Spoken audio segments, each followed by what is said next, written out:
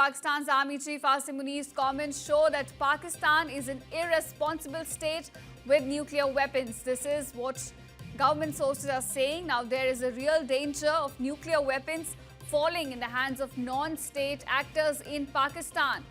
This is what we're getting in from government sources on Pak Army Chief's comments. Asim Munir. Remember, Pak Army Chief's statement is a part of a pattern here. Whenever US supports Pak military, they always show their true colors. In fact, it is a symptom that democracy does not exist in Pakistan.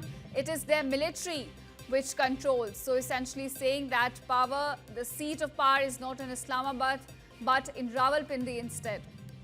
This is what we're getting from the government sources on Pak Army Chief's recent comments. The big breaking we're covering for you at this moment. I'm also being joined by our input editor, Brijesh Pandey. This is clearly a big shocker that's coming in from government sources saying that nuclear weapons are not in the hand of the government but non-state actors. Help us understand these statements.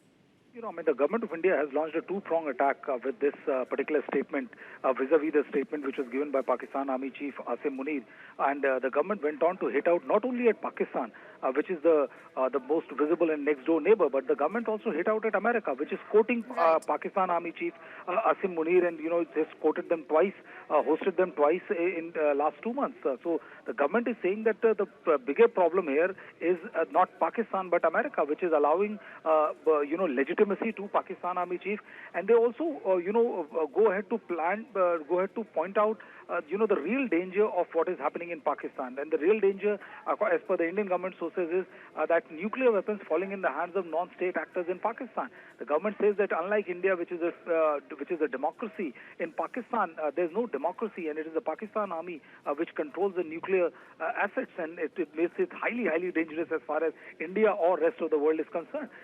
The government sources also pointed out that it's a symptom that it's part of a pattern, and whenever US supports Pakistan military, they always show their true colors. So it's very clear that not only Pakistan, with this statement, the government of India has also hit out at United States of America, holding it kind of responsible for the statements which are being made by Pakistan Army Chief Asim Munir.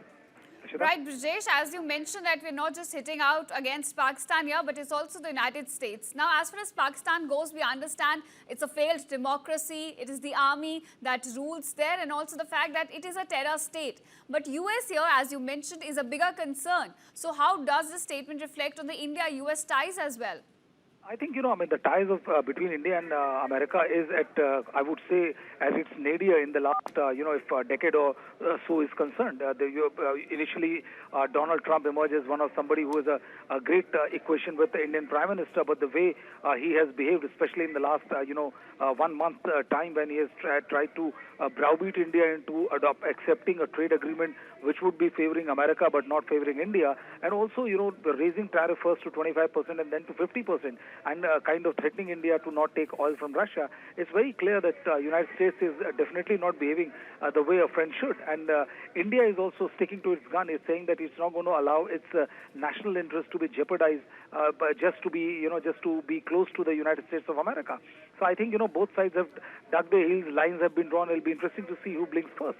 But the fact of the matter is that India has used this opportunity with a kind of irresponsible statement which was made by Asim Munir, where he said that, that they have nuclear weapons which can take out half the world, and try to put it in perspective that it is not only Asim Munir who is the danger here, but it is also the United States of America which is catering to the likes of Asim Munir and, creating a situation which is not very helpful as far as international peace is concerned. How do you host a person who is making a nuclear threat out so in open, who is sponsoring terrorism in India, which we saw, resulted in a dastardly terror attack in Pahalgam, seeing 26 innocent civilians being killed. So it also raises the question mark of the way America perceives terror threat. It means that it's a very clear signal, I would say, that that anything which happens against America is terrorism, but America doesn't care two hoots as far as what is happening in the rest of the world. Right, Brijesh. India is not mincing words here. It's clearly highlighting the hypocrisy of the West when it comes to, terrorism, how they have double standards when something happens to them, but not the same kind of approach when something happens to India. Now, I also want to, bring concern into this statement that we have raised about the real danger of nuclear weapons falling in the hands of non-state actors. Help us understand how significant is the threat here of the nuclear war. Well, I don't think that anybody anybody in his right mind would go ahead on a nuclear misadventure. And I think the long-held bluff which Pakistan had, that that India cannot attack or indulge into a counter-attack just because Pakistan is a nuclear-armed nation, a rogue nation, but a nuclear-armed nation. I think with the swiftness with which our air forces and army in tandem destroyed Pakistan air bases and also ensured debilitating defeat to the Pakistan in this 3-4 days skirmish which we saw between India and Pakistan. I think the bluff of Pakistan being a nuclear powered nation has been completely called off.